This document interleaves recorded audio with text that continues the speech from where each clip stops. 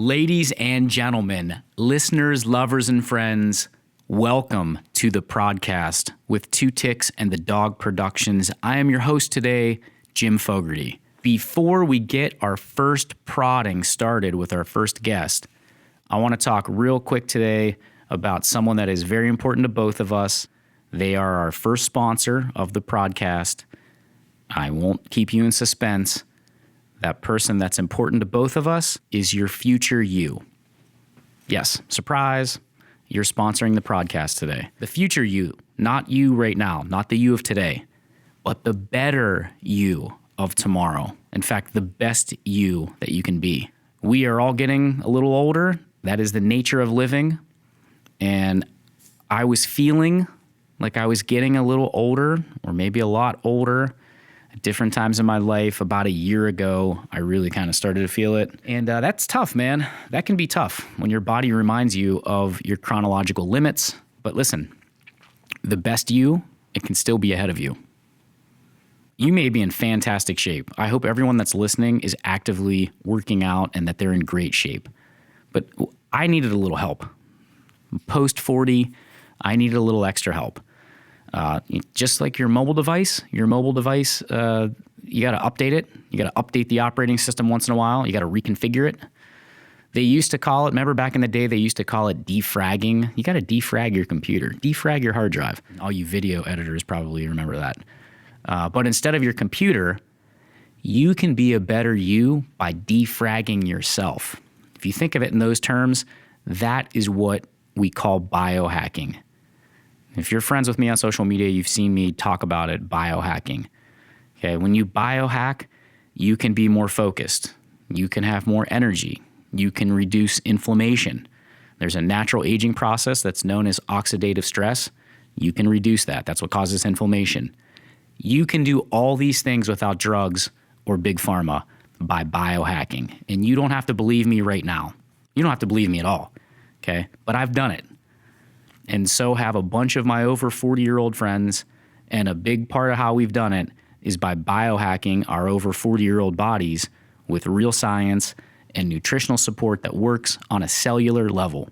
And listen, we'll be talking about this process and these products in the future on a future podcast with experts. I have a doctor friend who's going to be coming on talking about biohacking in the very near future.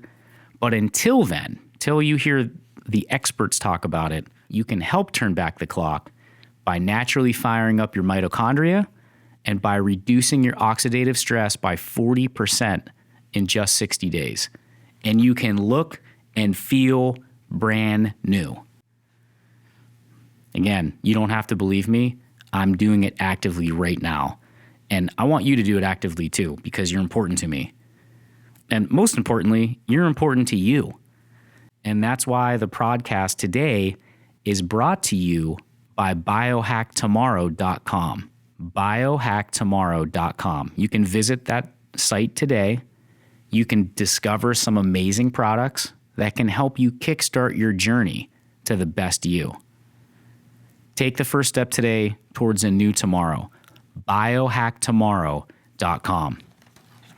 Our first episode of the podcast is also brought to you by Two Ticks and the Dog Productions and our award-winning team of content creators and media consultants who help our clients achieve marketing success through video production and the right media strategy.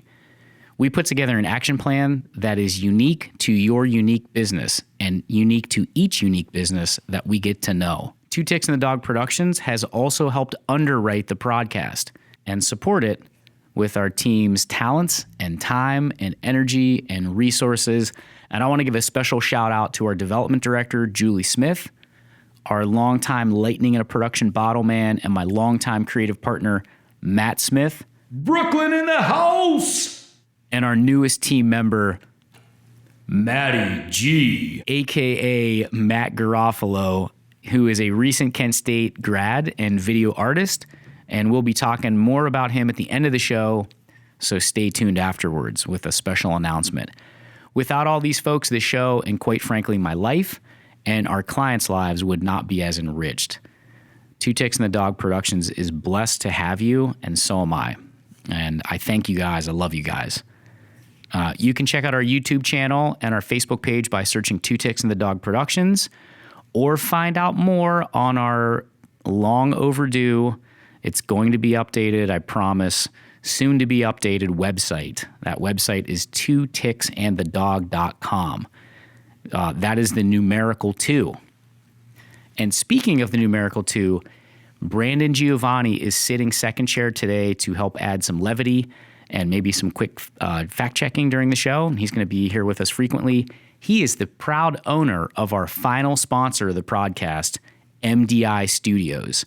They are building our website, theprodcast.net, and they are assisting with uploads and internet tech stuff and things of that nature, stuff that you need to do behind the scenes to make the podcast possible, or any podcast possible. You can find out more about MDI on Facebook or at mdistudios.com. We appreciate all the efforts of our friends and supporters, and we hope to make some more friends with our listeners.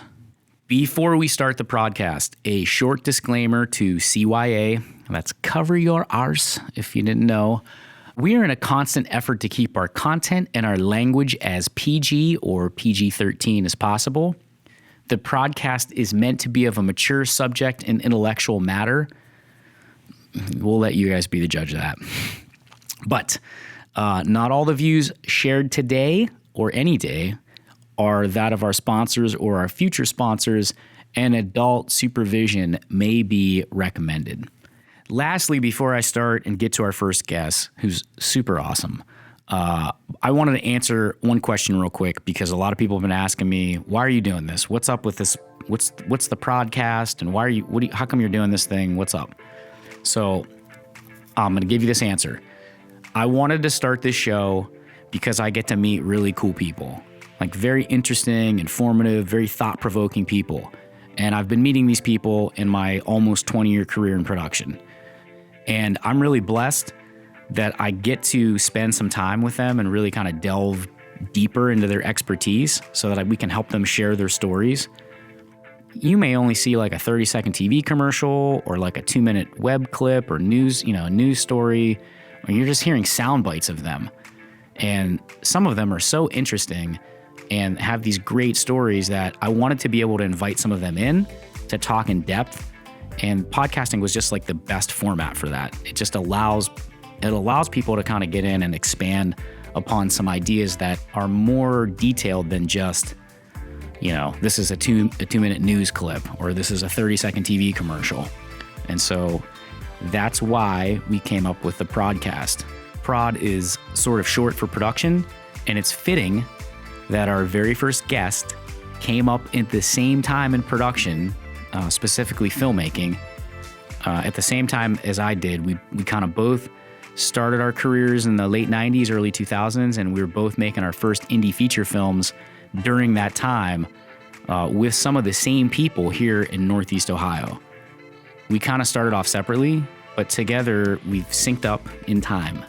And he is a perfect fit for the first guest that we get to prod today. He is a prolific fellow independent filmmaker and content producer. More importantly, I feel lucky enough to call him a friend, Mr. William Victor Schotten. His friends call him Bill. So let's charge up the electricity and start the show.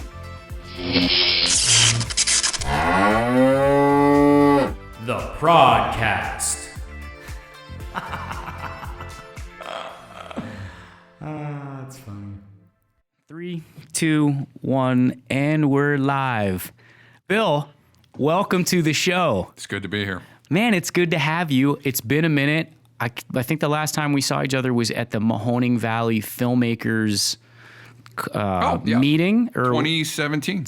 So a couple years ago. Yep. Yeah, with John Ceccatelli. Yep, the Film Initiative, Youngstown Film Initiative. Yeah, so they changed it, right? Because it was... I don't know. I haven't been following up. I know that sounds terrible. Nah, I'm in the same boat. For all our listeners out there to the podcast today, if I haven't said this in the introduction, I'll say it again. Bill Schotten, William Victor Schotten is probably one of the most prolific filmmakers in Northeast Ohio. Certainly the most prolific in the Youngstown metro. It's not true. No, it's totally true. I mean, so this is a guy that is the owner and operator of Five Stone Filmworks. He started out as a filmmaker like myself and has transitioned into some other things, but we'll get to that in a minute. Bill, how many features have you worked on? Oh, I mostly through those 2000s, the 2000 through 2010, up to 2012, I think was when I stopped making features. It's like 8 total. Not all of them did really well. Most of them were pretty bad, but you made them. Yeah, we made them on a budget. Like that. When I say budget, I mean those like nickel and dime. Like, let's grab a few $1,000s and set out there in the summer and see what we can come home with. And it was that's how we did it. You were on my set. You were on set. Yeah, we're gonna get to that too, yeah, man. It's crazy. So Bill started out with a film called Dead Life. He went after that and did. I'm going to name them. I'll probably miss a couple. Bloodlock, Sabbath, The Brass Ring, Silver Cell, Below Ground, and then eventually when we were able to work together, which was awesome, by the way, was Dead Life 2, Necro Devils. It got renamed to Wormwood's End. Wormwood was like the star that actually Chernobyl translates into Wormwood. Did you know? Did we talk about that? Well, you mentioned it. Wormwood was actually a meteor that's in the Book of Revelations. It's going to be a global killer. Or it's going to be kill poison a third of the water. Yeah, there was a star. Oh, that David Crawford, doesn't he do the he does thing in the beginning? Yeah, he actually recites a lot of the Book of Revelations. He does a stellar job at it. He's really good. David Crawford was Night of the Living Dead? Dawn of the Dead. I'm sorry, Dawn of the Dead. Dr. Foster, I think his name was, in Dawn of the Dead. Yeah. He's the one that says, the people who kill, get up and kill. Yeah. Yeah, that was a great experience, but we'll back up a little bit. There's a film missing on there, unfortunately. It's one of the better ones called Dread. It's not on the IMDb. I shot it after Sabbath. Okay. And it got handled by Laura Seeli, the producer. And oddly enough, it never really went even on the IMDb. There was one. It was probably one of the more ambitious ones from back then too. So. Did that get distribution? It got picked up by a company called Echelon Entertainment, who then thoroughly did a terrible job releasing it, and nobody ever saw it. So, which is probably good. That movie was goofy, just like the rest of them, but it was really ambitious and more branded than the other films, I think. I was walking through, I think Walmart. I may be incorrect in saying this, but I'm walking through, and Bill and I started making movies around the same time, which is why he's probably the best. Maybe not the best because I don't want to alienate anybody else, but he's a great example and he's a great example of indie filmmakers locally and regionally. But that's one of the reasons why he's the first guest on our podcast, because obviously prod short for production, and he again is probably the most prolific. Certainly in the Youngstown DMA, but in Northeast Ohio, 8, 9 features, plus multiple commercials and many other productions. But Dead Life, I was going to backtrack. I was walking, I think, through Walmart, and Bill and I had contact through a mutual friend and mutual actor, Mike Hanton, who was in Dead Life and who was also in Wax and Gibbous, and we kind of knew of each other, and I don't remember if we ever met, but we had talked a couple times. I was thinking about that before coming over here. I'm like, when did Jim and I actually meet and know each other? I don't know, man. Do you remember the moment? I don't really remember the moment. I think it was a phone call, maybe, or I think maybe we met. I think you helped me out with some like something, an audio, something you had helped me out with something. I helped you, I think, with Below Ground on something. I don't remember. You gave me a special thanks somehow in one of those pictures before we went on to work on. Oh, okay. Well, that was nice of me. It was. I don't remember what it was either. I don't remember. Yeah, I don't know why our past is so checkered, but it's checkered. I don't really remember. It seems like I've just known you since then. Yeah. But I can't remember the moment we met. Yeah, I think it was. It might. And have, it's Valentine's Day too. I should have a This romantic. magic moment. It's good to see you guys keep up with how fancy it was to meet each other. Well, I was walking through Walmart, and correct me if I'm wrong. I'm not 100% on this. I'm walking through and I see like a compilation DVD, and it's got a couple films on it, and I pick it up. And normally, like I'm not a horror guy. I mean, I am now thanks to Bill, but I'm not really like a horror zombie guy. But for whatever reason, I picked it up and I looked at it and I was like, oh, it's got this movie and that movie. I'm like, William Victor Schotten. I'm like, what the this guy? Oh man, this guy's in Walmart, man. And dude, I was so impressed, man. I was like, man, that's crazy. Like, we self-distributed. And the film ended up getting picked up. My film ended up getting picked up, and I don't remember the name of the company, but it was a company out of Chicago, and they sold Wax and Gibbous rates to Netflix, and that's how it ended up on Netflix. Sweet. It was kind of just like a. That's not easy to do anymore. No. That's something to put under your belt. That Wax and Gibbous deal with Netflix. Pure luck, man. Pure luck. I actually called Netflix many, many years ago and got to like the VP of distribution, whatever it was. And I said, hey, man, how can I get my, you guys are carrying the DVD as a mailer. How can I get my movie as a streamable? And he's like, oh, we'll get back to you. He's like, but you got to have there's got to be demand for it. And there's not a lot of demand for that film. So needless to say, but yeah, it's been kind of nice to have that happen. But you're in Walmart, bro. Like there wasn't, there's not a bigger distribution arm on the retail side. And what film was that? It was Below Ground. Okay. Yeah. And the irony of that, it's the movie we spent. Are you familiar with how we shot that film? Please no. I'm not. So, and tell us because the summer listeners aren't. Nothing going on. Usually I got something lined up to do a movie at that particular time. We're doing like a movie a year, and I'm like, well, we don't have any money. We don't have anything. Let's just get together and try to shoot an entire feature film in 24 hours.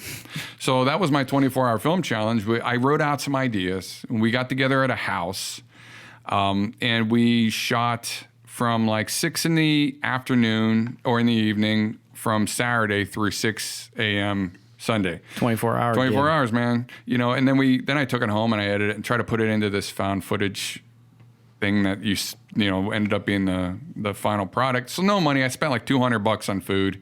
It was Halloween time, so we went up to the Halloween store and bought a bunch of crappy, and I did it, and we showed it. I'm like, this is all right. Let me shop it around, and that's Worldwide Multimedia picked it up. Okay. And released it into that sort of Echo Bridge. I don't know if anybody is familiar with Echo Bridge. They're like they're the ones you could go to the store and buy 12 movies for $5. Okay, yeah. It sort of got released something like that, but that brick and mortar Walmart deal was like crazy for a $200 film we shot overnight. Dude, that's pretty. That's a great accomplishment, man. That's pretty amazing because filmmakers will work their entire lives to have something in a mass distribution like that. Well, those days are over. Right. It's right. The business model for that, and I sit here, that wasn't that long ago, but that was like 2010. That was 8 years ago. Yeah. This business model seems to change every 7 years. How things are done. Like when we did Dead Life, I shot it on like your granddad's Super 8 Sankyo, with a terrible job on production. I had one good piece of key art. That's what got me the distribution deal. And then after we got the distribution deal, we start getting phone calls. Yeah, we got 5,100 copies going out to Hollywood Video. We got a giant deal going out to Circuit City. We got a bunch of DVDs going out. And this is nationwide. I'm like, holy smokes. But if you're noticing the names I'm giving you, all these places are closed now. So what I like to think is, Dead Life closed more businesses than Walmart.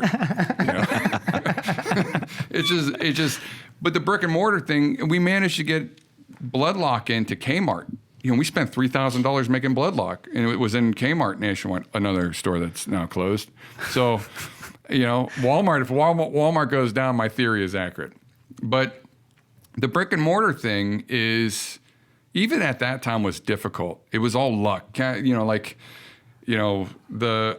Netflix, that VOD Netflix thing once. Out of all these movies I've done, Netflix is such a hard nut to crack anymore. Oh, well, now they're producing their original content, and they almost don't want to hear from you. Oh yeah, especially they're spending $100 million.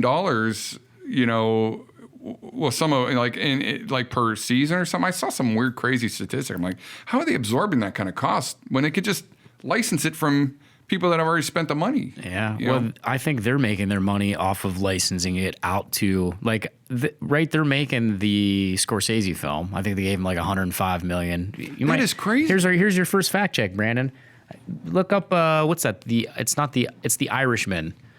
It's Scorsese's directing. He brought back Pacino, De Niro, and Joe Pesci.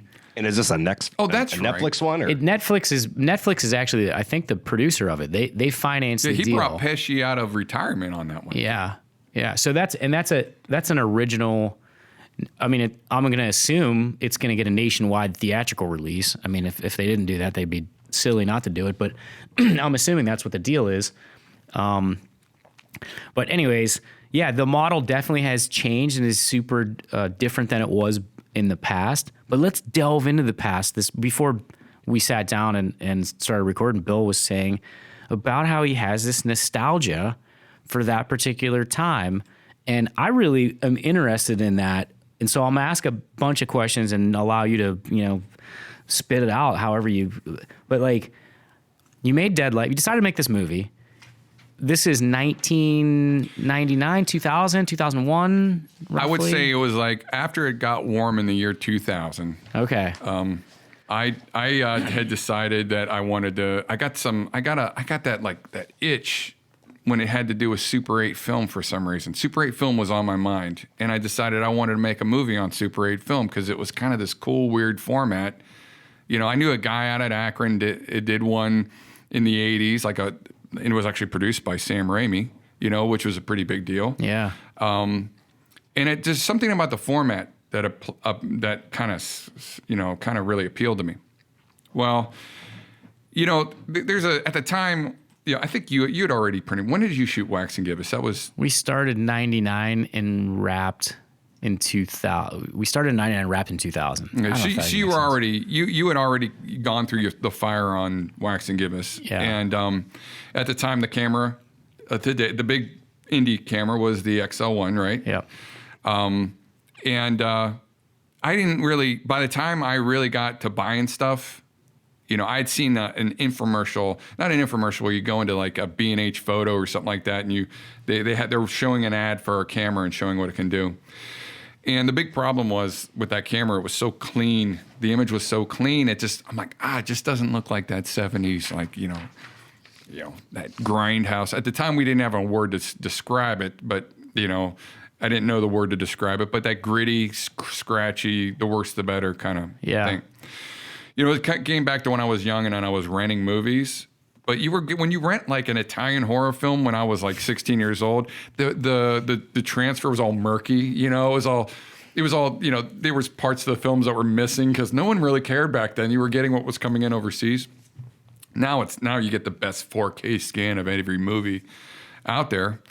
But I liked that. It made the movie scarier for me. So I set out to do that. Met Mike Hanton, our mutual friend, and found out he had already been acting. I'm like, there's some guy out there making movies out in Warren. How dare he? This was my idea, not his. You bastard. So it was, but we sat and watched your movie probably before I even met you, knew you, in J.J. Zetz's office. Brandon, Jay. Absolutely. So I know you. And I was like, God, man, this is like really cool. I mean, this is like, it's edited like a real movie. And Bill's lying. He's being very kind. No, this is true. The shots are kind of inspired, There's this neat shot of Hanton, with that weird finger thing on his hand. That ring. So I was like, oh, well, okay, well, we're going to do better. We're going to do better, right? Yes. Famous last words from every new filmmaker. Well, needless to say, Jim Fogarty's movie was better than I don't know about that, man. I appreciate it. I think they were both great. Yes. They had their own concepts. They were different, right? Wow. They were different. And the best thing is your guys' age, a person like me getting into the field, you guys were very awesome people to look up to and just kind of run with your dreams and go with it. Yeah, Brandon was appreciate that, actually yeah. part of the production team. We shot a little news blurb for Dead Life. Jim Lowboy, right? Jim Lowboy came in. And was it you or who was opposite? It was me. Yeah. Yeah, okay. Yeah, I was a tank of a man then. I was 310 pounds back then. So First time I was ever in credits, it said Brandon Giovanni, Yep. teleprompter. And so we got together and started shooting in 2000. And we finally got to. Actually, I have another story about somebody who was involved with Jim, who was Eric Murphy, I guess. Eric Murphy gave me my first slap down to reality. Right. I drafted this terrible script, and the script was about 70 pages and formatted incorrectly. And Eric Murphy was supposed to play a part. I'm not sure. Oh, I know why. He was friends with Mike, right? Yeah. Eric Murphy was, he called me and says, I don't know what to tell you about this script, Bill. He goes, it's not, it's like not formatted right. It's not very good. So that was a reality check. So I went back and I rewrote the script and I formatted it correctly and I totally redid it. And to what I thought was just Oscar worthy. You know what I mean? And Eric Murphy had moved away. I think he moved off to school. Moved to LA, yeah. Yeah, but he gave me my first reality check on the fact that you are not ready to shoot this movie, Bill. What was it? What was the film? Dead Life. It was Dead Life. It was a version of Dead Life. Okay. So then I'm like, okay, well, let's put the brakes on. I'm going to rewrite the script, and then we'll start shooting next year. And then we got our. That's whenever we kind of got our stuff together and really set into. I don't even know what you call when you. I don't know. Was it difficult for you when you were shooting Wax and Gibbous to just kind of even just get started during the shoots? Oh yeah, because that was my problem. I didn't have any money. The only reason people show up is because I had a full cooler full of beer. That's how we did it. Well, we shot at a bar, so there you go. Yeah, we weren't allowed to drink. The bar. That was like one of my rules. Like, hey, no. And of course, it wasn't an open. Steve Lardis, who owned the Horseshoe at that time, was hey, respect my place. He lived upstairs at the time, so respect my place.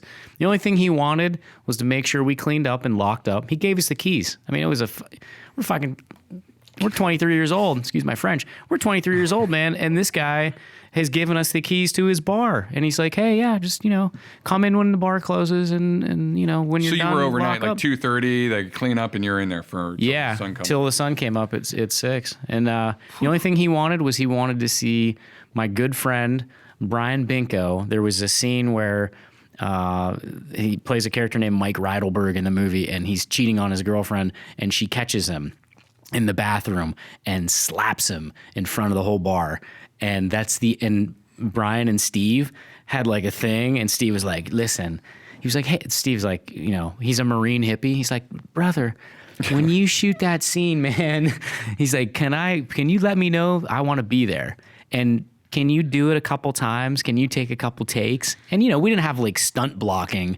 So she was slapping this dude. I mean, I probably got like 15 takes, and Brian's like, dude, did we have it? Because my face is like, I think my jaw's broken. So yeah, that's director's right to torture. Right. Oh yeah. Especially if it means getting a free bar to shoot in. Well, he was, and that film wouldn't have been made without him. It was interesting times, like you say. Actually, before we had another bar set up. My buddy's bar. I'm not going to mention it on. I'll mention it because he probably doesn't care. Hopefully not. Larry Infant, who is also one of the producers of Wax and Gibbous and plays the bartender, he owned a bar. His father had passed away untimely, but before he passed away, he got. They had like a mini Vegas. It was upstairs, downstairs, a private club. And they had like a little bit of, this is old school Italian, this is Warren Youngstown, yeah. Those guys were up there playing, bar boot and whatever else, that they could, whatever they could play. And he was like, he had said, hey, yeah, you guys, film this, you could film it in this bar, in our bar after hours, like awesome. And he actually closes at 1, so it was a little bit easier for us, and it's all darked out in there. And, he called me up and said, hey, I don't think this is a good idea because we're under investigation and Oh, we've boy. got some problems. And I said, okay, cool. So we ended up landing Steve, but the interview's you, Bill. I'm not over here I to know. talk I'm about sorry. myself. I It's miss good. those days. I though, do you too. know? But I want to ask you this, man. I ask this question because this is what's interesting to me. And this is, I think, what's beneficial to other indie filmmakers that could be out there. Like, you're 26 at the time. It's more like 26, 27. Okay.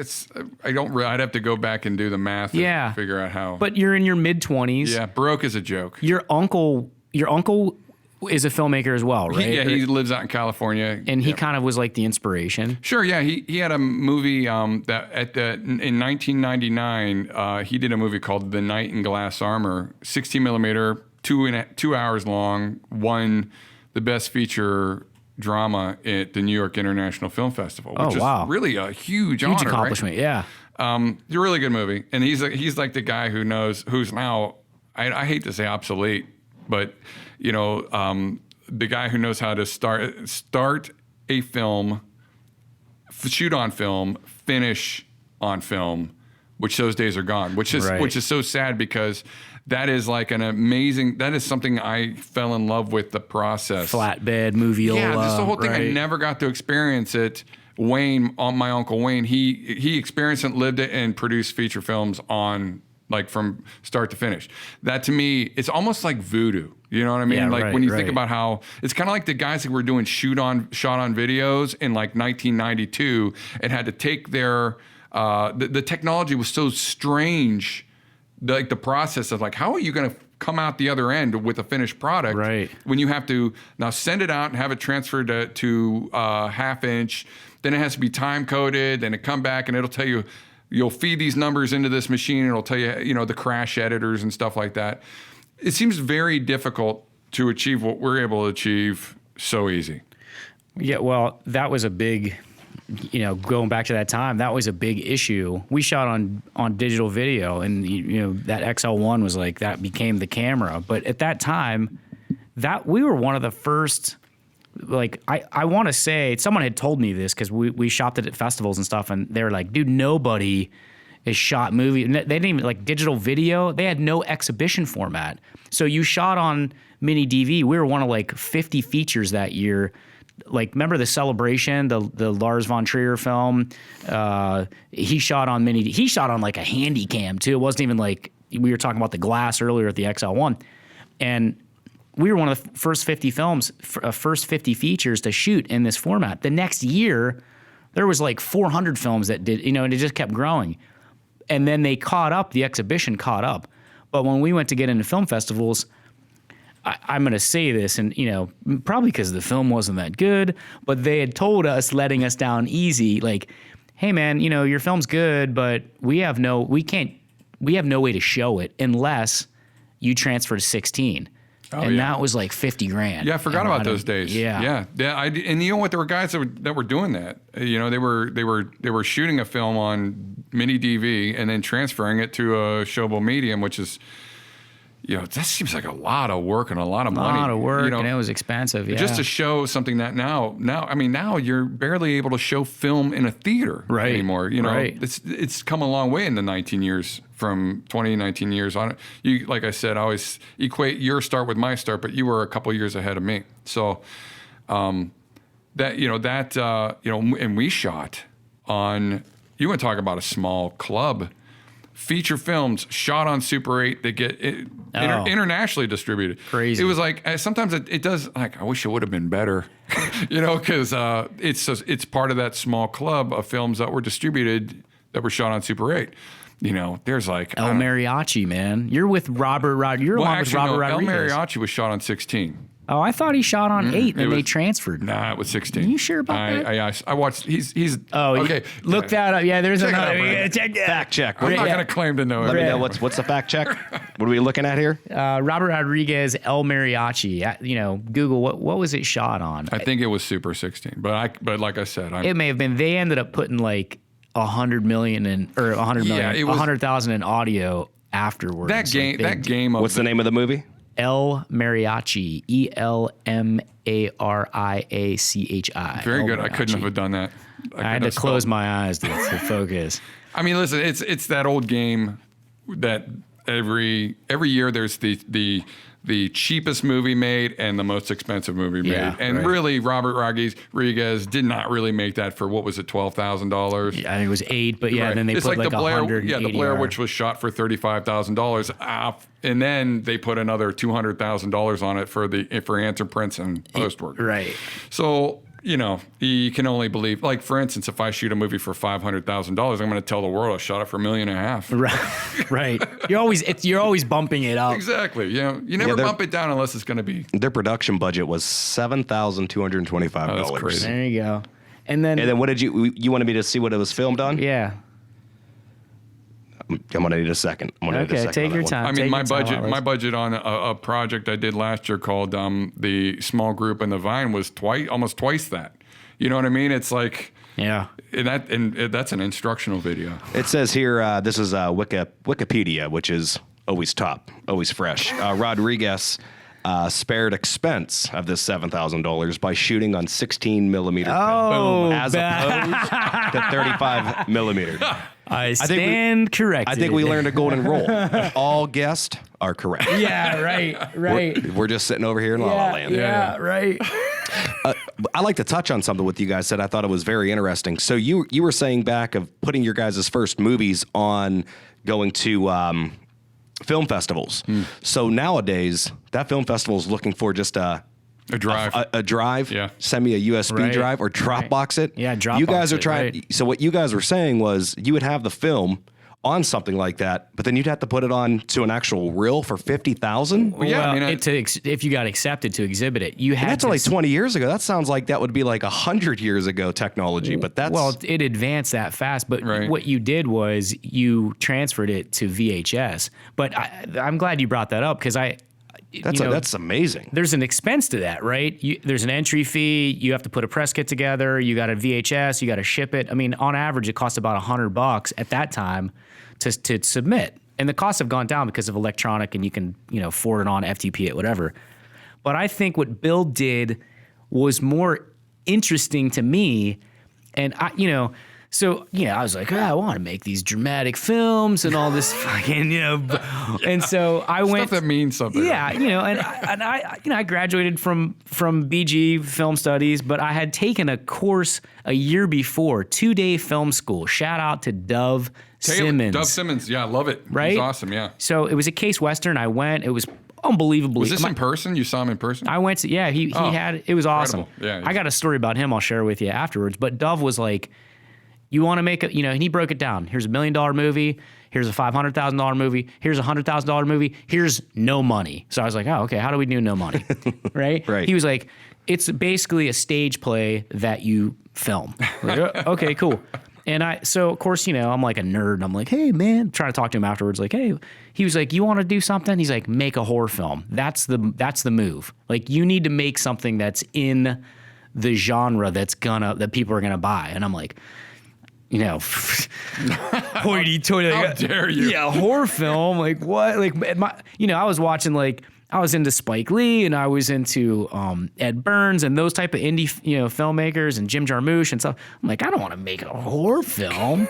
And so Bill makes this horror film, and he gets some real live distribution. And I want to say this too, and we both kind of play it down a little bit, but that film, there's a certain, and I agree with you, that's Super 8, and there's a certain look to it. I have a copy of that film on DVD. We were talking beforehand, like, hey man, good luck finding it. I own a copy, and I watched it probably 10 years ago. Hant and I were in my basement, okay, doing grown-up things, not that kind of, but drinking some beers and maybe having some other type of libations, and we're like, hey man, let's watch it. I said, let's watch Bill's film, and we watched it, and I don't remember, but I was like, man, there's some real cool stuff happening in this. This was pre Wormwood's End. This was pre Dead Life 2. Oh yeah, by 10 years. As a matter of fact, we started shooting Wormwood's End with you. Almost 10 years. Yeah, 10 years to the day we started shooting original Dead Life with Mike. So we were at our 10-year point. Gotcha. That was a 10-year point from shooting. I want to go back though. Let's go back to that Dead Life, that nostalgia thing. Like, you're 26 or so, however old you were. Sure. Are you married? Are you have kids? What are you doing at that point? Because, you know, I know we all people will romanticize. When I was like, you know, starting off, I'm like, oh, I'm 23. I'm gonna make this movie. By the time I'm 25, I'll sell it. I'll be like a millionaire. Yeah, I'm gonna make a movie, right? You have these like, lofty. I said that to myself too. Right, you have all these lofty goals, and it doesn't work out that Most way. importantly, I said that to my wife to convince her. I'm gonna spend the last amount of money that we have. Well, incidentally, to get started, because I was funding the whole thing out of pocket. Yeah. Okay. But to get started, Jay Zetz ended up sliding behind the producer's chair about a third of the way in because I ran out of money. But to get started, you're not going to believe what I was doing to get money to buy beer, to buy food, to buy film stock. Giving up blood. Yeah, did you know about that? I think, I'm guessing, but we might have talked about it. Yeah, donating plasma, you know, so I still carry the scars of dead life today. You know what I mean? Literally. I still carry the scars of dead life just to get started. You know, that's wanting it right there. You know what I mean? 100%. Yeah, especially not like, I didn't know how to make a movie. But guess what? I was going to make one better than the rest of you people. I was going to make, Hollywood doesn't know anything about make a movie. I know, you know, that's how why do we all start out like that? Because we got something to prove, then we figure out that, they do it like that because that's what works. There's a reason, yeah. Yeah. So, but, you know, it's eventually you kind of just get wise to it over the years and you're like, well, yeah, we need some more dolly shots because, you know, our shots are boring. Yeah.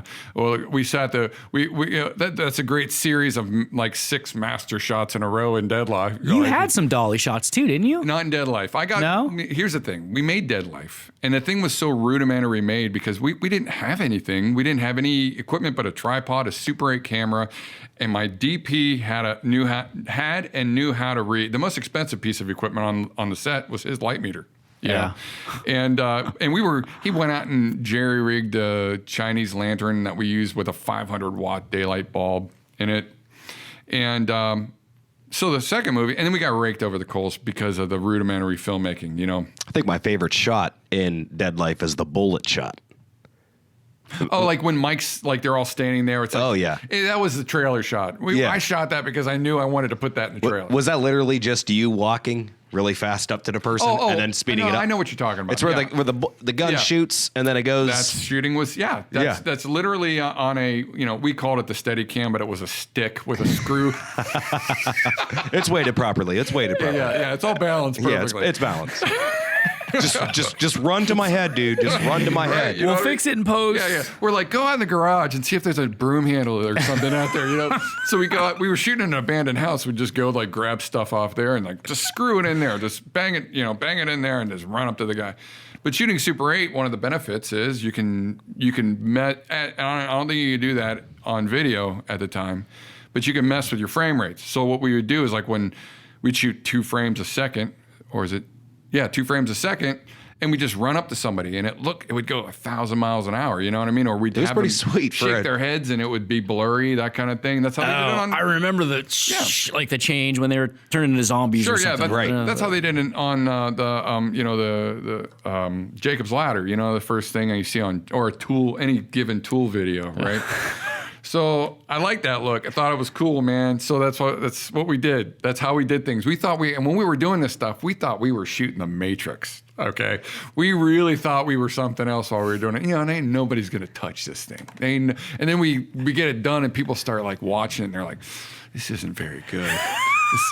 That's just not very good, Bill." You know, it had a great score though too. I think what's really nice about the horror films, if you can connect yourself with the metal crowd out there. Yep.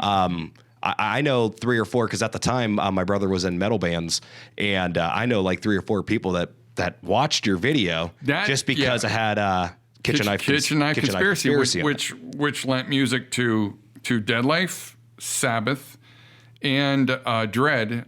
You know, which actually you can actually watch Dread online.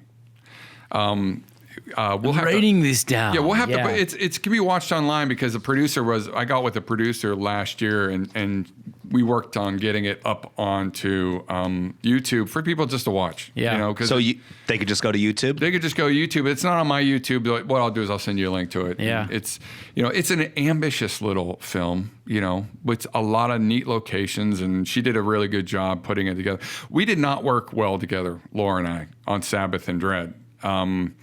Mostly because of my ego. You know, if I'm going to be completely honest, she's the one who I put her through the paces. We kind of, you know, we did a little bullying. I made amends with her just last year, but it was when you get the two competing, it's always the writer and the director that don't get along on sets for some reason. So I guess that's why Hollywood doesn't let writers on set. That's why I write and direct, because I don't want to argue with people. I'm same way. You know what I mean? Right. But really, she was, you know, that Dread movie was kind of the movie that I'm like, that's the one that probably could have done a little some business if it would have been handled right. But once you sign these contracts, then you lose it for 7 years. Yeah. And they could put it on, if it doesn't have a shelf agreement, if your deal doesn't have a shelf agreement, you can't, you can't do anything about it. You can't, if it goes on the shelf for more than a year, then you get the movie back. If you don't have that shelf agreement, they got it and they'll just sit on it. You know, if they decide not to release it, you say goodbye to it. Never sit down. Let's back up though. Dead Life. Or were you married at the time? Did you have kids at the time? I was married, yes. Okay. Both my daughter and my son. My son was actually in it. Oh, that's awesome. Yeah, he was a little kid. That's awesome. So, were you working? You were working? I was working at the time as a vendor rep for, like, I think a series of companies, the biggest one being Black & Decker, and I would go from Lowe's to Lowe's, you know, and that's how I met my director of photography. That's how I met Laura Seeley to produce the next two movies. So I was working full time and then trying to make these movies, you know, on the side, and you know, there's really no money in those kind of movies. Right. Even then, what money came in was always just enough to pay off the investment, that sort of thing. As a matter of fact, Jay Zetz, who finished, I'm not entirely sure I don't think we ever finally cleared, like, the budget for Dead Life was about $8,000, $7,500 to $8,000. And I don't think we quite, with all those deals, you know, you think I would have cleared at least $8,000, right? No, you know, it's like there's all these things called recoupables that you find out are crap. You know, they're not even real, half of them, and you get kind of like, and you know, Dead Life got released in that Circuit City deal, and we never saw a dime of it. You know, because the way they do is you sign a deal, and then the distributor makes a deal with a bigger distributor to then put it out. It's kind of like an indie record producer signing with a national label to move one of their people onto a bigger platform. And that's what happened with Dead Life. It got moved out to these bigger brick and mortar places, and we never really got that. We got the most money. The money came from the initial deal with Hollywood Video, the rev share, which you get like a quarter every time it rented. And we did the math for as much money we got back from Hollywood Video. You know, we were getting a quarter per rental. So they made like almost $250,000 on that title, and then kept the DVDs and sold the DVDs off. So it was like, you know, but it was like, oh, it's okay. It's okay. You know, we're going to go on and do huge things now that we did this. And then my second film just hit the wall and nobody cared about it. What was the second one? Sabbath, yeah. So, you know, it's one of them things where after Eric Murphy gave me a blazing about how terrible the script was, which he did me a favor on that. Then the second film, was supposed to be, because we then put everything into that one. We got a dolly and that one. And when the distributor saw it, he said, it looks like somebody borrowed, it looks like somebody borrowed George Lucas's film company, film equipment, and shot a low budget feature. Because every shot was a moving shot. We went crazy with it. That's awesome. But the movie was just not good. It was just... I remember the trailer on that. Funny enough, I actually have the trailer on this computer underneath hard drive from way back when. Yeah. So, but I remember that. I believe the opening shot of the trailer was probably one of my favorite shots locally. I think it had you're at a cemetery, and it had like the cross, I believe, was in it, and it was like it was a moving shot. Yeah, that was the angel, like, Michael. Yes. Yeah. That was an awesome I remember. shot. Yeah, I remember that too. Yeah, we went crazy with it, right? Oh, yeah. And because what we didn't have in Dead Life, here's a problem. This steady shot doesn't look good. Let's move it. Make it move. Yeah, so we ended up, but the problem is what happened on Sabbath, the heart we had in Dead Life, which made Dead Life sort of work. Yeah. We lost on Sabbath because we didn't have the heart we had on Dead Life. You know, it wasn't my script. My people were split with her people, you know, so... there was 2 camps on set. Her people she hired, and then at the time we were shot in Filmworks. The people that came along with me, who were very loyal and tight. And there was static on set, and we still managed. My first time working with David Crawford, he was on that film too. From Dawn of the Dead. And then I don't know why I went and did another movie with her. So it was, maybe for a lack of not having another movie to do. Always be working. I said to myself, if you're not working, then no one's going to care about you. But then I realized that, hey, when you make movies that nobody cares about, then they're still not going to care about you. So that's the law. Then we got better in Bloodlock. Bloodlock came along, and we really kind of had that fire back, and it kind of shows we were trying again. But enough about me, Jim. Well, I think it's interesting to, because I've only done one, of a narrative. I never went back. I'm the one, I can't say one-hit wonder because that would mean Wax and Gibbous was a hit, but I didn't want to make another film for that, for little money after going through the paces and going to the festivals and doing the college tour and doing all that stuff. And I was like, man, this is a grind. And then I got into doing commercials, which, walk me through that process too. So Bill's made a bunch of films and he was working for different places. And then eventually was like, hey man, I've got this amazing skill set from making these features. I'm going to do TV and videos and music videos and some other stuff. So when did you decide full time, hey man, I'm going to get into this stuff? And you were... Interestingly enough, it was when we started working together on Wormwood's End, it was during the process. So when I started working on Wormwood's End, I was driving a truck for a lumber company. That was my bread and butter. The investor of that film actually was my employer. He wanted to get in on it, and so he chipped a little money in. Got a phone call from Casey Malone, local TV personality, and was looking for a production guy to do her stuff. Well, that was just that, you need that, little push. Well, yeah, I don't know what, it's this is going to be too much for me to do both now. You know what I mean? To go, okay, now I guess I'm going to go do this now, because I can make as much money doing this as I am driving this lumber truck. So let me just go ahead and do that and see how that goes. Yeah. And there's a little fear in that set. Now, you did it a long time ago, always, I'm be honest with you, I was always a little envious of that, to the fact that, this is, Jim, it was always a thing where you told me I'm not going to do another one of these little movies. At some point you told me that. Next, if I do one, it's going to be for X amount of dollars and we're going to have some money to do it, right? That's actually the wise choice. But at the time I didn't think so. I thought to myself, why didn't you just do it? Do another, I know. I kind of wish I would have now, looking back. But then again, here's the thing, is that you realize that there's some wisdom to that, because of the fact that to get looked at and get recognized, you can actually hurt yourself by doing a slew of no-budget films, because no one ever knows you for anything beyond that, and they're never going to give you anything more than a couple thousand. Well, you did a last movie for $3,000. You can do this one. I'm not giving you any more. Or people say, well, I'm not going to invest $3,000 because that's not enough money for you to invest, to make a movie. Movies don't get made for $3,000. Yeah. Well, so I got with Casey, and we finished Dead Life 2.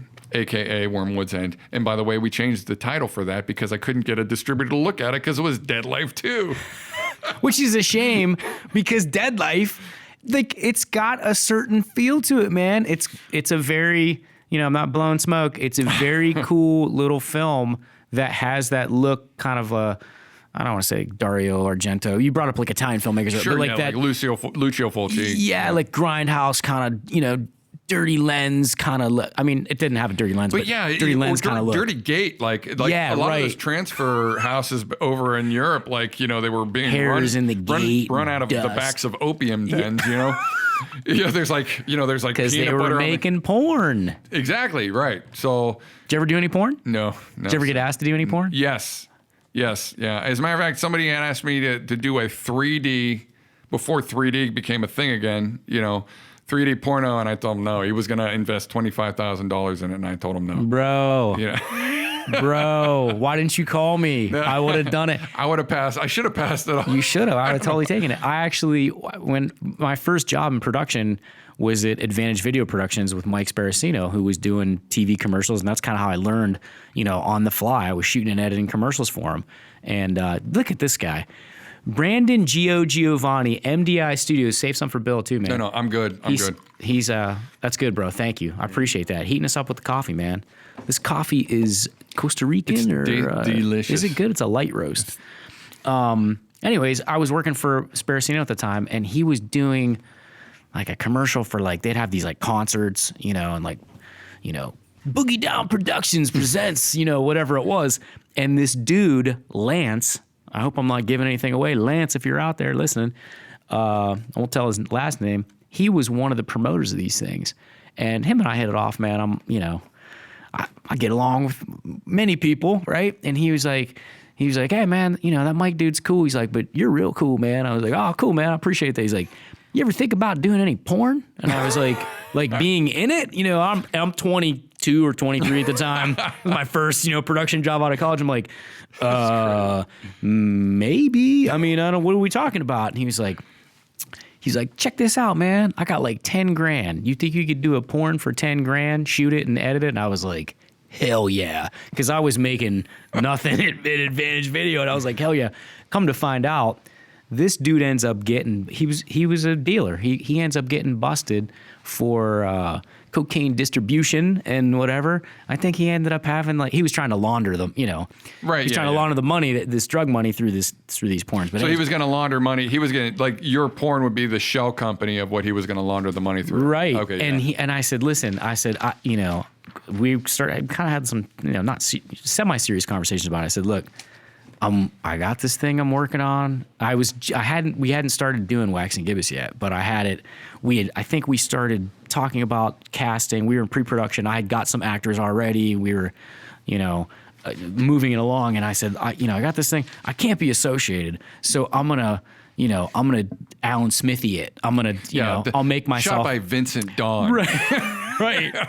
But he ended up getting busted, so it never worked out. You should go with the Italian, the Savio DeLucci. Oh, man. Production. I was just excited someone was going to pay me 10 grand to make I was like, hell yeah. Was that the budget for the whole thing? Because it costs a lot to pay people to, I suppose. Well, we didn't get that far. I think the 10 grand was just to shoot production. And edit. Yeah. So I was like, bet, man, I could bring a couple of these cats on that I know, and we'll all make a little bit of money, and we'll do it over a couple days, But they were running when we were shooting, or when I went to California for post-production for Dead Life in 2003.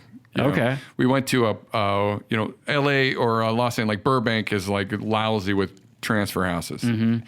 And we went and stayed out there for a week and it took almost 4 days for him to transfer all my footage and for us to do the supervised color correction.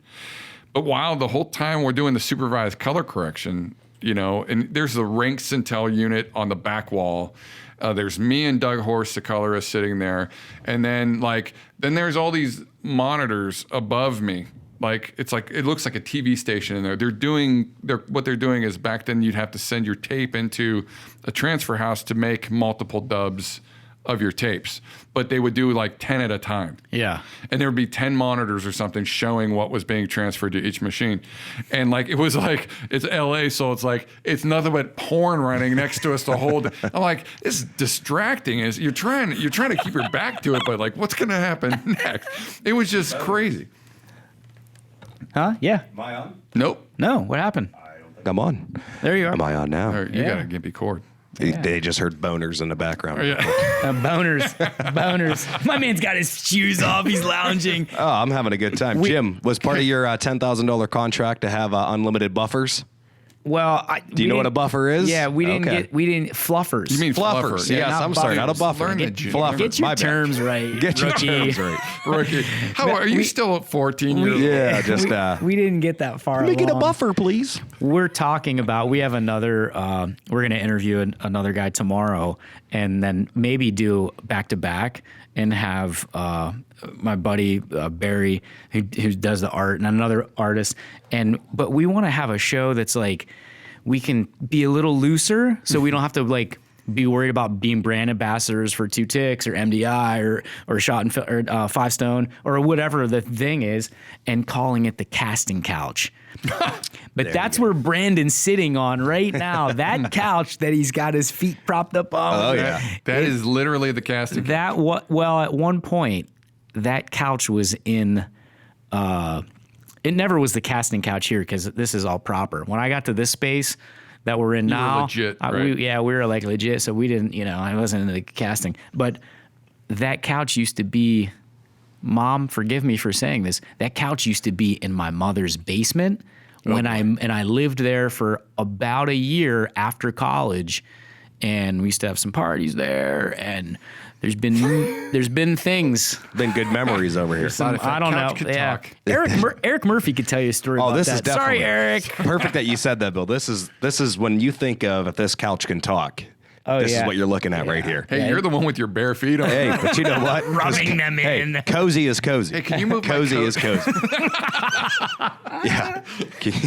All right, so wait. So let's try to get back on the rails here, keep it on track, because I don't want to definitely be getting off the rails. I don't want to be too long-winded here, and I definitely want to get into, so you get to do a sequel to an official or unofficial sequel to Dead Life. It's your an first film, official, yeah. It was, right?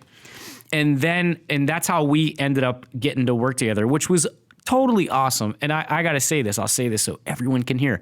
I was so honored, honestly. I was, but like I tell you, the background of it was, hey man, I'm working on this movie. I don't even know how that even happened. You know what? That's another thing. I've been trying to remember how I even got you. Like, or how did I say, did we bump into each other, or did we, I got a part that you'd be perfect for. Probably through Hanton somehow, and somehow we started talking about it, and we'd had these conversations. You were like, hey, I'm going to do this movie, would you be interested in like helping produce it and whatever, and I was like, yeah, man. And because we had talked before, like, man, someday we got to work together. Mm-hmm. And then, and so Bill goes, I got a part, I don't even know where you saw, maybe it was Wax and Gibbous, or maybe it was something else. Like, hey man, I got this part that, you'd be good for. And I go, all right, well, and then my wife was either pregnant at the time, or your son had been been born, or she was. No, I take that back. Your wife was on bed rest. Yes. While we were. Oh my God, that's right. Yeah, yes. Yeah, she was on bed rest. That while was we were shooting a there. freaking terrible time. So you were having. It was the shooting schedule was not particular, and I think we got a little heated for a minute. Like we were. Like, can you come and do this? Like, yeah, oh man, like, no. my wife is on bed rest, bro. And listen, I've had a wife that's 2 children with a woman who is still my wife to this day, and I do understand that is a delicate situation with a wife who is so pregnant. Oh man, yeah. So.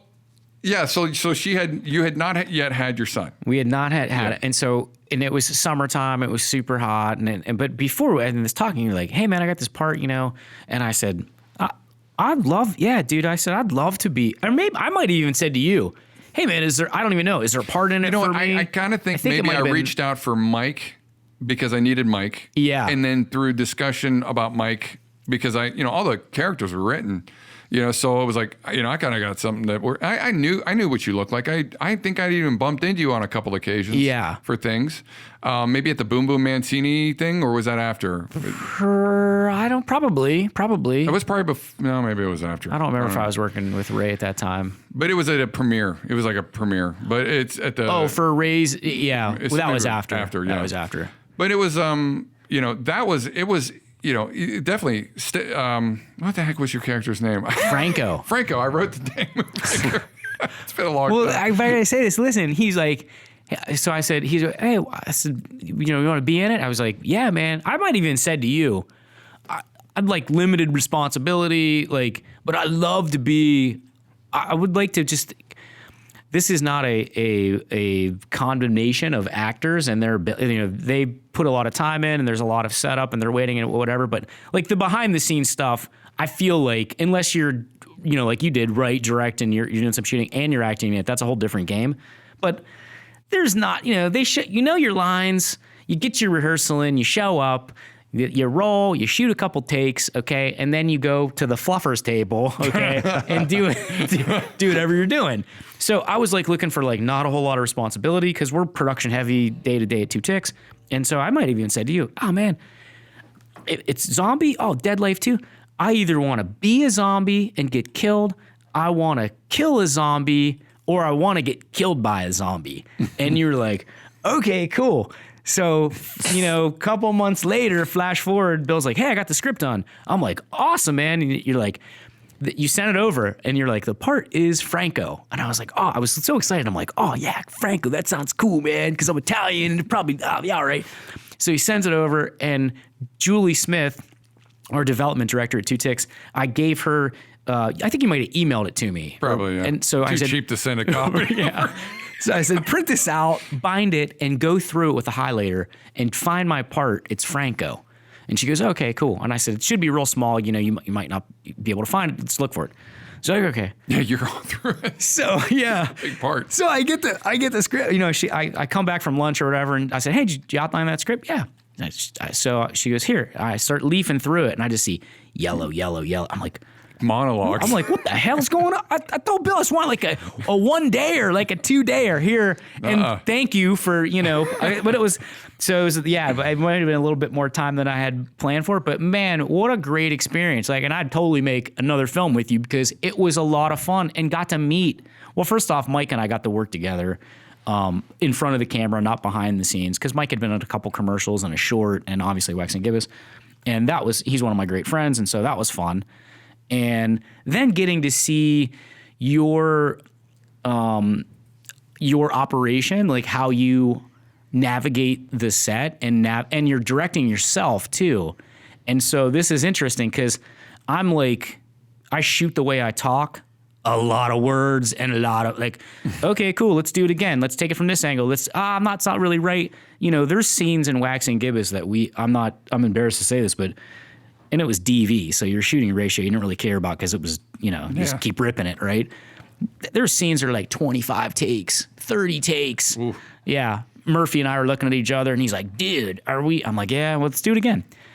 Bill, we're like, okay, hey, what's the guy's name that he's got the beard, and we have like the scene across the campfire. Oh, that's Arthur Collins. Yeah. Which is fun. I'm actually watching that scene back here. Oh, okay. Two things real quick, Jim. Love the camo pants. Yeah. You're And when my dude acts, he likes to rub his hands together. It was cold. Oh. We're out by the campfire. Yeah, that's right. We're outside. You sold it on me. Yeah, thanks. Well, you sold it on me. Any good director, which Jim is, he knows that you have to be doing something with your hands or it looks weird, right? It doesn't look right unless if you're especially if you're Italian. Yeah. Right. You got to be doing something, peeling potatoes, whatever the heck it is you do in front of the campfire. Playing with something. But that scene was your scenes were very inspired. They were they seemed, very authentic, your character Franco really meant something in the movie, just like Mike Hanton's character. You like him, but he's the bad guy. He's the bad guy, man. It's like people are the worst. Zombies aren't really the problem. It's these guys. Right. Which is what I loved about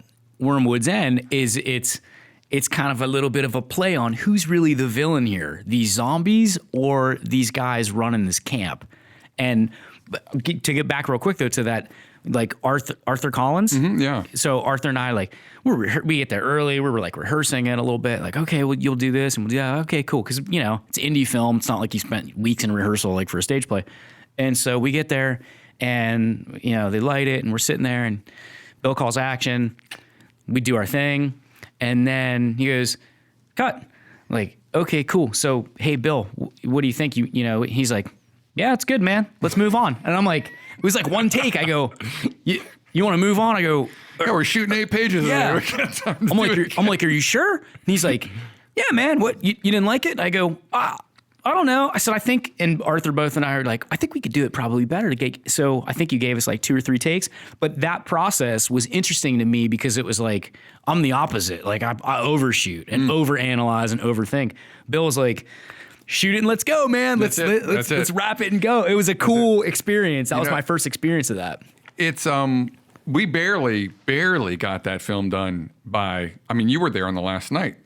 the last night of shooting, which was November 1st. When were the zombies at the end? They're attacking us and we're shooting them. That was.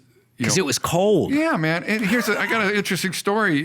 We are in some like a Quonset hut, shooting a scene where we're escaping, and I got my crew there. And there's Dave behind the camera. I think Dan was behind the camera. There's a couple. Mike Petrucci was behind the camera, and I'm sleeveless. Okay, and it's like 25, 30 degrees out, and I think at one point it started snowing.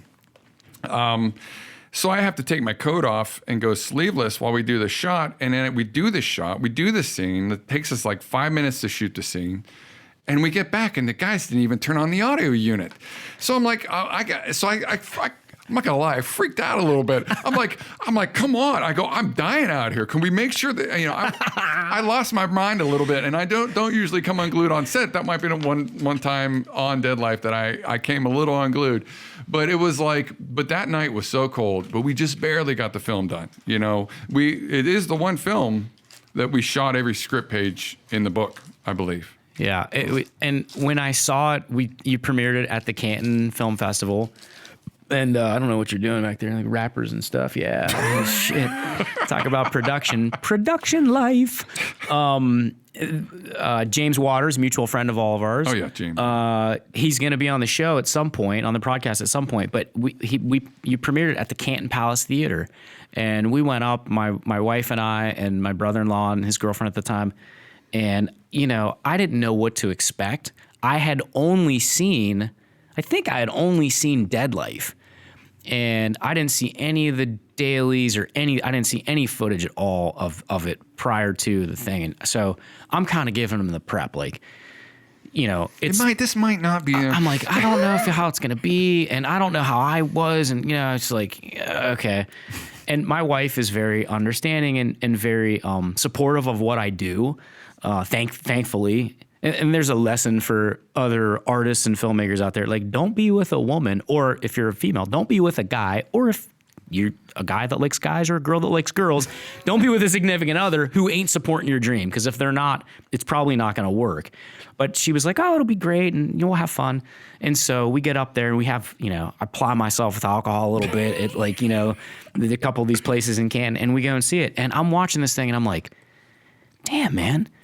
This is actually pretty good. Like, production value was super good, and the acting was good, and I was impressed, man. I was like, all right, man, this is pretty dope. It is one of the movies that I did that I think lives and breathes like an actual movie. Yes. Now that being said, from my standpoint, I did the things riddled with technical issues. Okay. And mostly audio, some video. Listen, we shot that movie on a couple Canon T2Is, Oh, that's right. And most of it was shot with that like crappy kit lens, you know what I mean, that you get with the Canon T2i. Yeah. Now today we shoot with cinema glass and the whole 9 yards, but and I am looking forward to doing a movie with that, with this equipment. But the whole thing just kind of, you watch it does feel like you're watching an episode of The Walking Dead. Yes. I guess is the best way. Yes. The way we cook the image, and Yeah. But it, I do say that's one thing. That's the one film I gave a shot at, or they gave a chance to, or I thought had a chance, and nobody would touch it. Probably because of that idiot playing Franco. Man, Franco, like, God, I should have wrote it out. That's stupid. It's the camo pants, man. Yeah, it certainly couldn't have. You can't see me. Well, it certainly couldn't have been the lead, man, because he was damn handsome. No doubt. No doubt. Well, my favorite scene is actually with you. Bill plays the lead. What was Sully? Sully, yeah. Everybody's an Italian in my film. Giuseppe, Franco, Sully. Well, Sully's like more of like an Irish thing. Is it? Yeah. Maybe you're right. Yeah. Sullivan. Yeah, you're right. Yeah. So, but Sully and Mike's character Mike? Mike's character is I forget the name. I forget his name. I forget But my favorite scene is that it's cross cut between Arthur and myself, I think at the fire, and then you guys inside where you're kind of confronting.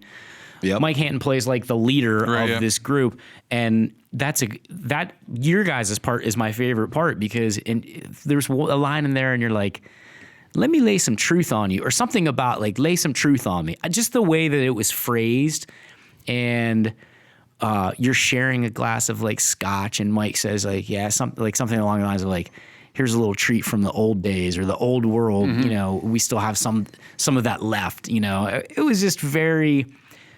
I think Walking Dead is a great. If anyone's listening to this, okay, Bill, so the film doesn't have a distributor, which hopefully someday it gets one, because it's really kind of a cool project, and really it's got that, I feel it has like the same vibe as the original Dead Life. Like it's got like there was a lot of heart in there. Like people the spirit were, was alive in Dead Life too, right? And I made some nice, that. yeah, man. Well, you did a great job on set too, just kind of connecting the dots. Because, you know, if you haven't been on a movie set, you show up, especially if you're acting, you show up and there's all these tech people and they're running around and they're setting up and they're setting up and they're setting up and they're setting up some more. And you're there and you're like, commercial's the same way. When are we going to shoot?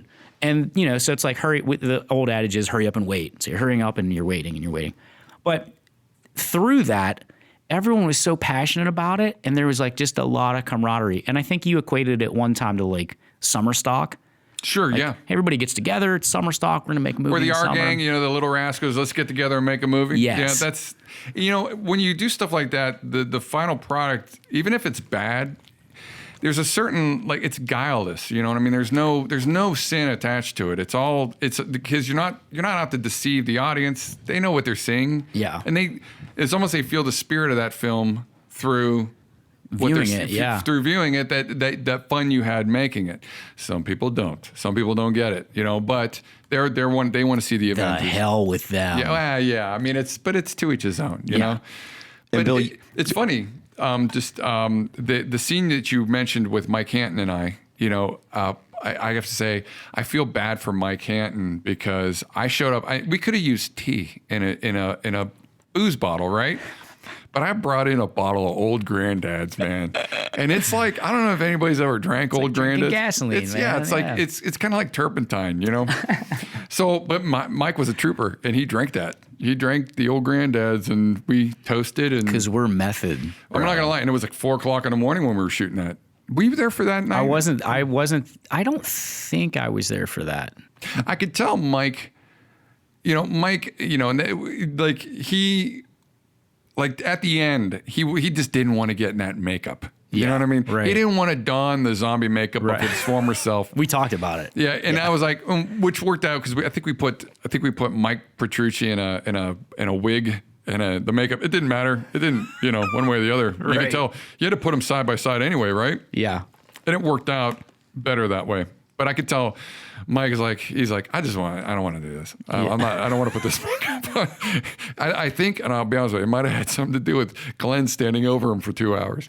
You know, could have been. I think what's funny is that too, you know, Bill was, I wish I would have done it the way Bill wanted it, but he gave me some latitude with my character. And I said, Bill, what do you want me to look like? For a long, long time, I had like the long hair, you know. That's why my wife got with me because I had your like hair the long, was pretty long, wasn't it? It was like cool long hair, like grunge era. It wasn't. I don't think it was in the film though, or maybe it was. I don't remember. I think I cut it. It's kind of dark. It was like that. Yeah, it was. Yeah, but I had it a lot longer in the past, and then even after that. So I asked Bill. I said, you know, what do you want me to look like? And he's like, I've seen you in a beard. Why don't you have a full beard? And I'm like, Jesus, like we're going to be shooting in August, and if you've ever been in Northeast Ohio in August, it's hot and you're gonna be muggy, and it's like, Florida weather. So I was like, man, I said, Bill, I think maybe Franco should be clean cut. But then fast forward to November, I was like, man, I wish I would have had that beard because it was cold. And like I had like my nipples were hard, man. I had like this super thin shirt that I wore. And it was, you suffer for your art. But I wish I had that for posterity's sake because now my beard's white on my chin. And back then. You know what, though? Well, it looks like you got a 5 o'clock shadow going on though. I did do the 5 o'clock shadow. Yeah, you do got a 5 o'clock shadow. I think a little bit thicker sideburns. Yeah. Just a modern day, Modern day gangster. Uncle Jesse. The salt and pepper beard actually works for you, though. You know what I mean? I appreciate that. You know, I think that actually works for you because I'll be honest with you, when my beard comes in, it is salt and pepper as heck. You can't. I mean, it's like I'm like, wow. When my hair comes in, I have to, because people can't see it at home, or if they can there, but I'm bald as I shave my head, but when it comes in, it's gray, This part of the show is sponsored by Rogaine Yeah. If you want to send us some money, and Just for Men. please do. So you've been in the business nearly 20 years. Schotten Filmworks has transitioned into Five Stone Filmworks motion picture company. You do TV commercial production. You do the Casey Malone show. You do some other videos that you talked about. Can I say that? Like Yeah, sure. Religious video. We for do churches and stuff like that. Well, and the Matthias Media is an international ministry, so we do their instructional. Like we've done 2 decent sized one project we shot, and then the next project, which we actually full on produced, all the way up to the DVD authoring, which comes out, in a couple weeks. But it's and they're out of Australia, so Bill's international. I am international. That's cool. Yeah, but they do have they're actually they have a Matthias US that is actually based right in Boardman. Okay. So, and that actually, Jay Zetz was one, they had asked Jay Zetz, I think maybe around 2007, 2008, hey, do you know anybody around here that does video production?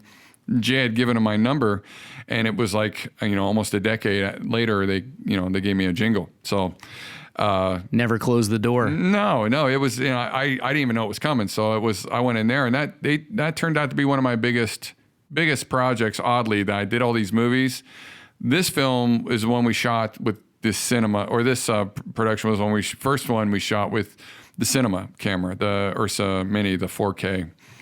So that got me used to working in this new format, because the workflow is completely different. You're working with editing with proxy files, and the 4K is just incredible. I just wish I had it when we did Dead Life 2, because we could have really Done some crazy stuff. And the drone work, we've really, I took 2017, ended up with a chunk of money, and said, okay, which direction am I going to go with this? I'm used to working with DSLR. The DSLR, you can really do anything you want with the DSLRs. The dynamic range is crazy on them. And even if I wanted to go raw, I could go with Blackmagic's Pocket Cinema or something like that. And part of me just said, well, let's just get used to working with heavier cameras, and go with something bigger. And so I still have my DSLRs, because they have their part. They play their part in my toolkit. And then the Ursa Mini plays its part in my toolkit for the 4K. And the drone, everything is just a tool.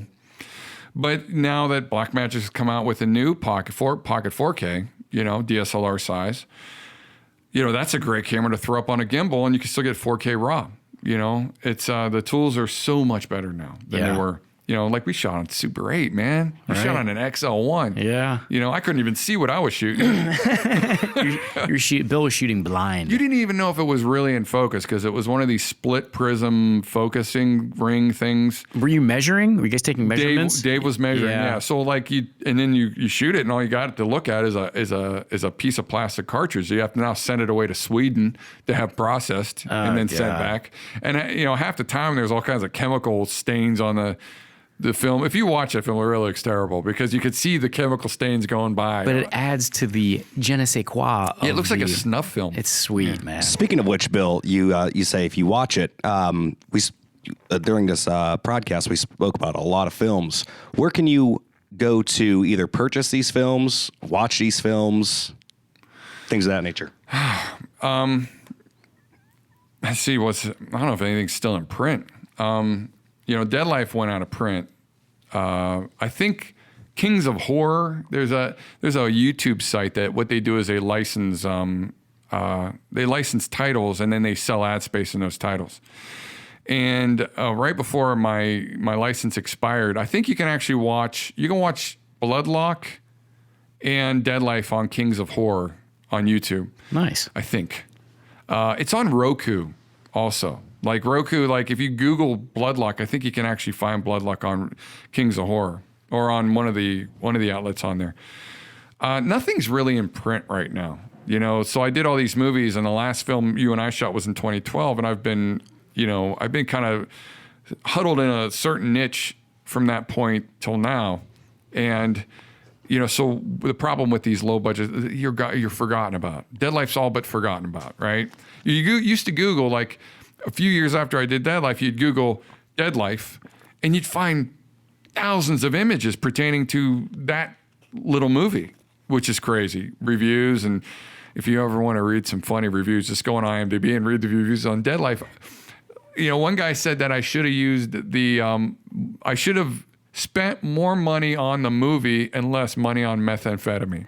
It was one of the so, and that's okay. You know, it's funny. I get it. You know, we did get voted. Let's find out who he is and beat him. We got voted best of the worst on the show Best of the Worst. You know, where they watch 3 terrible movies and vote best of the worst. I'm sorry, that wasn't Dead Life. That was Bloodlock. So, but there's really nowhere to go to get. I mean, online, like YouTube, you know, there's some stuff floating around on YouTube, and I don't pursue any kind of copyright. You know, what am I going to do with it? You're not selling DVDs or Blu-rays or anything? Nah. I think you can get. How are you watching? I'm just seeing Wormwood's a clip End? off of your It's on IMDb. Mm-hmm. Yeah. which also on IMDb, what is it again? IMDb? There it is. IMDb is probably about 500 reviews of your movies. That's awesome. And it is awesome. Is it though? But for about every great 5 out of 10 star, there's about 7 1 stars. Yeah. These people, excuse my French, are dickheads. Well, I mean, art's subjective, right? It And is. so it's not for everybody's palate. And so that's what's interesting about, indie filmmaking and not everybody. If you'd have told me back in 2001 when we were making Wax and Gibbous, Bill and I were going to be working together on a zombie film, I'd have been like, crazy. You're nuts. I'm an artist, man. I'm a dramatist or I don't know, dramatic, whatever. But art's subjective and people are entitled to their opinions. And I agree with you, Brandon. Let's get those. There's some people. criticism out there and stuff like that, and that's always, when I do a film or anything like that, I'd rather hear somebody tell me 5 things that I could do better instead of saying, "No, you're awesome, dude. That's a great job." But some of these, they not me. They don't get Tell the me I'm concept. awesome. I don't want to hear about. Listen, I've gotten This movie sucks. Well, why does it suck? Like, put the review out there. Do a little background. This is an $8,000 budget. The person says that the CGI looks like something off of the Atari. Well, this is an $8,000 budget. What do you think this dude can do? The funny thing is, the guy that did the CGI on that actually worked on The Matrix 2. That's crazy, right? Gary Laurie, I went to high school with him. So this is 2000 CGI. Yeah. So local. So, but that being said, one thing I did notice is the problem with internet reviewers is a lot of them review these movies in order to be funny and snarky. They're not really reviewing a movie, so they're like pulling the Siskel and Ebert, right? Where they're giving you why the movie's bad. And, I mean, The Brass Ring's a freaking documentary. And it's getting reviews like, "Oh, this movie sucked. The actors suck." I'm like, "The actors sucked." It's a documentary. I'm not following actors around. Yeah, you know what I mean? It's like, well, you just didn't get it at all. I mean, you do realize that this is not a shot on video like narrative. This is a docu. So, you can't. That right away. So right away, I'm galvanized. You read about a few dozen of these bad reviews, you start going, it's all right. It's all right. It's not a big deal. Do better the next time. You know what I mean? Yeah. Fix that part of it. They won't make fun of you so bad then. Then you realize you really start trying and they're still making fun of you. So you're like, whatever. Well, the problem is too, like with some of those reviewers, with a lot of movie reviewers, even today that are, you watch a review on local news or whatever, and you're like, this guy really does. First off, anyone can have an opinion about making a movie, but they don't really have I don't want to, I'll sound snobbish when I say this, but I don't really care. They don't have an educated opinion. They don't really understand that. You can read it and go, this guy doesn't really understand the filmic language. I mean, there's a language there, right? And not only that, it's real easy to sit in your mom's basement, and say something's terrible when you never had the stones even to attempt it. So, I mean, if you look up Wax and Gibbous, there's probably some, I can remember some of them. And I can remember at that time being, 25 or 6 after it got released. And I'm thinking, man, it's not really good. But you kind of make exceptions because the production value is what it is. You're making a movie for under $50,000. I mean, Wax and Gibbous was like total like $15,000. I think most of it was in the equipment, and that kind of stuff. But they're entitled to their opinion, and it affects you. You're like, oh man, oh, I guess I'm not, I'm not very good, or I'm not. But then you have to put that on a shelf because you're like, it's not Siskel and Ebert reviewing it, or David Roper, or whoever that, Leonard Maltin. These are guys that are just, there's some dude who, probably doesn't really understand the filmic language, never had the stones to do it, and they're just giving their opinion out there. And like Brandon said, like, if you're saying like, oh, this movie sucks, I don't put any validity in that anyways. Like if you say like, oh, that one scene where the actor said XYZ just didn't ring true, has a little bit more of a critical criticism, like a constructive criticism, that may hold a little more weight. So the other people are just giving their opinion, and you know what opinions are like, and everyone's got one. Sure, yeah, they all stink. Yeah, but interesting. I always, we did get into the I remember having a couple discussions when Dead Life came out, and all the, and like you said, the 1 out of 7 would be a 5-star who, like, for some reason they just love the movie. There's 5 others or 7 others that absolutely hated it and gave it 1 star. So I got this weird, like, love it, hate it type of. I think I'm 25% on the Rotten Tomato reader or something like that, like for Dead Life, or for 18%, something like that. But the interesting thing is, I would tell my guys would go on there and start like arguing with, and where's your movie? I'm like, stop, just stop, do not engage. The best, if you really want to be taken seriously, which these people are not going to accept your argument. No, first of all, anytime you've ever argued with somebody online, have you ever really won that argument? Can't recall one time when one person is. If it ever happens, I swear it will cause a rift in time and space, and the world will end. If 2 people online who are arguing go, you know what, you're right, and I'm sorry. Yeah, it's not going to happen. Right. So they're just going to blast you even more. Now you're a joke because now you're arguing with critics. Right. It just doesn't happen. There's a I can't remember which poet said that art is lawn and critics are the insect of the day. So it doesn't matter. Right. If they hate your stuff, they're going to hate it. Yep. You're not going to please all the people all the time, and all those people just happen to be online the day I released Dead Life. So screw them. Yeah, it's all right. It's not. No, it's still. They're entitled to their opinion, and the movie wasn't good. It was bad. It was a bad movie. Was it a good bad movie? That's the important thing. Right. I was just going to say it's bad, but it's a good bad, where you're like, and see, that's where I think we're people that are like, oh, I really like that, because they get, this is a cheeky kind of, like DIY filmmaking, and for that application of it, wow, man, what an accomplishment to see some of this stuff. And like Brandon brought up the bullet shot and some of these other things with the makeup and stuff. Man, there's some cool stuff to that, man. Well, this is how I look at it. I'm on there. You got about 500 reviews with your movies.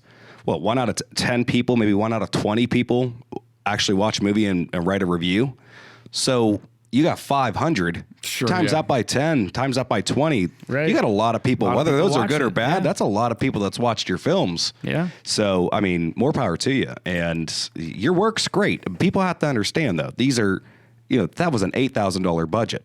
CGI doesn't even belong into an $8,000 budget. So to have CGI in a film, I don't know what I was thinking. Why did I do that? Well, interesting. We made It was the blood scene, wasn't it? Wasn't it like the CGI? Wasn't it something? The CGI it was underwater. It was supposed to be going through pipes and stuff like that. And I guess I could have just found a different way to represent that. But why did I have to have that scene, or this movie doesn't work? Well, you had ambition to do it, man, and you went with it. I think that's cool. I think there's a lot to be said about that. So it's I'm sorry. No, I lost my thought. Okay, good, because I have my. Okay, go ahead, spit her out. I'll keep going. Oh no, I know, I remember. Yeah. So we, it was like $7,500 for Dead Life. When we shot Wormwood's End, the budget was $2,500. That was our budget. 500 of that went to prosthetics. Like facial stuff. So I think we did really good together as a group. Man, yeah. For nobody got paid, of course. We got some chicken, some Kentucky Fried Chicken out of it. KFC I was there for KFC, man. That was a big day. I was like, man, they're feeding us. Dude, that was awesome. Did you have your own trailer, Jim? I had my own chair that I brought with me. It was a camping chair. Yeah, that was a good time. I think that rounded out that part of my life, like that. The Shot and Filmworks. That was the Shot and Filmworks era, and it rounded out and ended on a up note for me. Now we're going to start a new chapter and go into something else and try to go beyond that. Now we're going to do something. We're going to do bigger things now. That is a perfect segue because I have on my list before we wrap, I want to talk about just recently on Bill's Facebook page, or it might have been on Five Stone's page, Day of the Lord. I saw you got a new movie in development. You're starting to work on some I'm having a brain fart here. Some storyboards. Yep. Thank you. Is that guy really in production that's hosting the show? Doesn't even know what a storyboard is. Tell us about it. Tell me about Day of the Lord. Day of the Lord is a action horror that it chronicles like the 3.5 years before the return of Jesus Christ. So it's a all biblically prophetic based. Because if you go back through the Bible, like especially through the Old Testament, there's all these mentions in these minor prophets of this great and terrible day. Who will be able to stand on this great and terrible day, as it's worded in Joel? And it's always called the Day of the Lord in the Bible. The translations is the Day of the Lord. I don't know what the Hebrew words are for it, but what we used is that there's a lot of science things happening today that equate to things that are in the book of Revelations. Stuff that we didn't really, like 30 years ago, wouldn't have been, or 40, 50 years ago, we wouldn't understand in the book of Revelations why things are happening the way they're happening. Like, for instance, CERN. We have CERN on the border of Switzerland and France. CERN is built, I mean, do you know what CERN is? No, it's the giant 18-mile hadron collider that who's the guy who was in the wheelchair? He just died. Stephen Hawking. Stephen Hawking was greatly opposed to this project because of the danger that surrounds having an 18-mile hadron collider. This is the thing that creates a black hole? Sure. Yeah. You know, it can actually, if powerful enough, can work as a Stargate. Well, you know, that was built on a old piece of land called the St. Guinness Pauli region, which 2,000 years ago was called Polyacum. And Polyacum was a village that was dedicated to worshiping Apollyon. You know, that this was a place that it was a village that served a temple that worshiped the god Apollyon. Well, so what you have there is a Stargate, so to speak, built on Apollo's, temple. And so now today, or in the book of Revelations, it talks about the bottomless pit being opened by Apollyon and releasing some locusts, otherworldly locusts. Well, it's no coincidence that is built there. Someday that is going to open it's going to do something, especially when we get into D-Wave computing and we soup that thing up to 100, you know what I mean? Because right now quantum computers are coming online and we're starting to, really advance with the 5G technology. So there's some references to that and the locust being released and things happening in the end of times and things like that. So a lot of like grand stuff, but then we have the mark of the beast, and we're using the RFID chip in, as the mark of the beast. Some very cool stuff, very cinematic stuff, very scary stuff. So we're pretty much making a end of the world Book of Revelations horror film. And, we kind of played around with that a little bit in our film, right? In Sure, Wormwood's End. So, I'm going full, but we're going up on this one. We're going, we're going a larger budget. We have to compete with major Hollywood films, or we won't get the legs on it that we need. We can't make this film for $50,000. We have to make it for, $650 to $1 million. That's where we're at right now with it. So we're storyboarding. We got some irons in the fire, and let's hope it happens. You know what I mean? I want to do something big now. I don't want to eat bologna sandwiches and have Miller High Life on the set. I want to eat, some ribs and I don't know, maybe a Heineken on this one.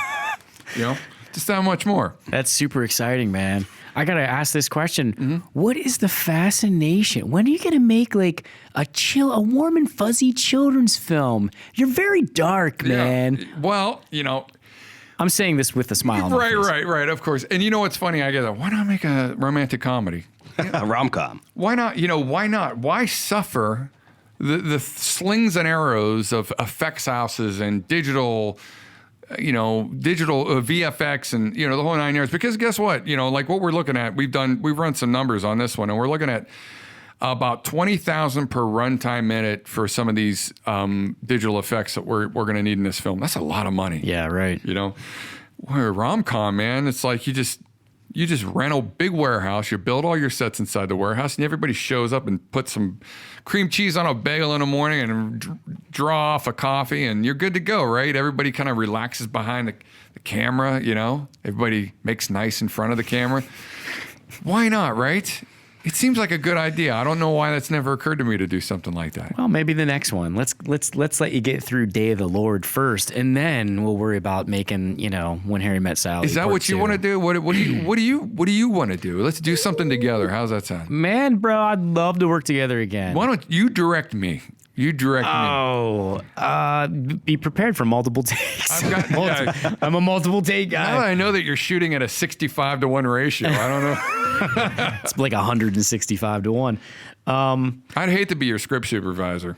Well, fortunately, you know, I've only ever had one, and I don't know if we didn't shoot in sequence. Yeah, no, that was. I was in fact envious about that fact, knowing that you could just keep shooting. You know, we were like one take wonders, master shot.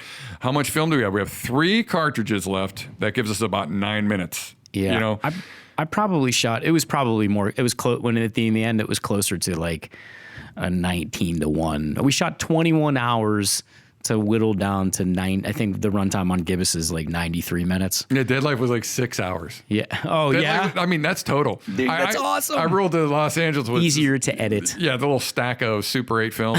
You know, easier to edit because there was nothing to go to. Right. Especially whenever half of my close-ups were blurry. So we didn't realize that those lenses have a 3-foot limit. If you go any closer to 3 foot on that, you're blurry. Yeah. Right.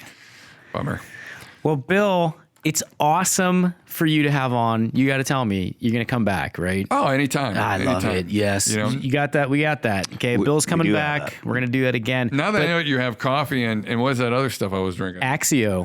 Yeah. That's part of the biohacktomorrow.com. I'm going to pass a pee test on that, right? If I have to go take a pee. You might have. No, yeah, you're going to pass a pee we're test. Good. You're good. All natural.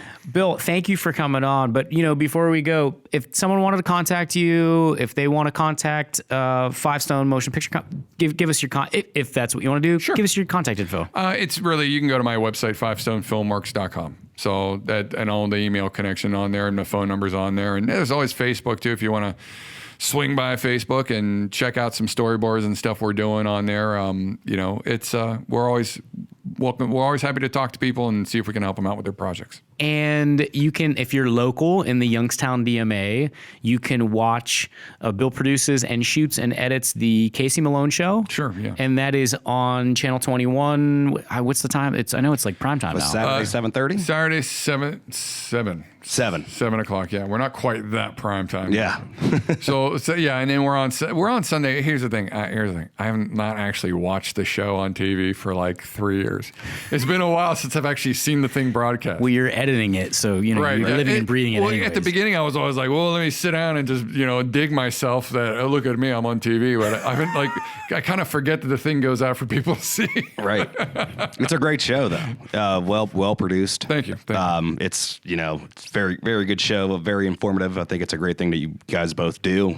Highlight a lot of local businesses, local different things. So it's pretty cool. Yeah. Yeah, and it's got high production value. It really does. Thankful, in mostly in part because of William Victor Schotten. Bill, thanks for being on, man. I totally appreciate it, bro. It's a pleasure. Anytime, Love you, man. Hope to see you again on the show, on the podcast very soon.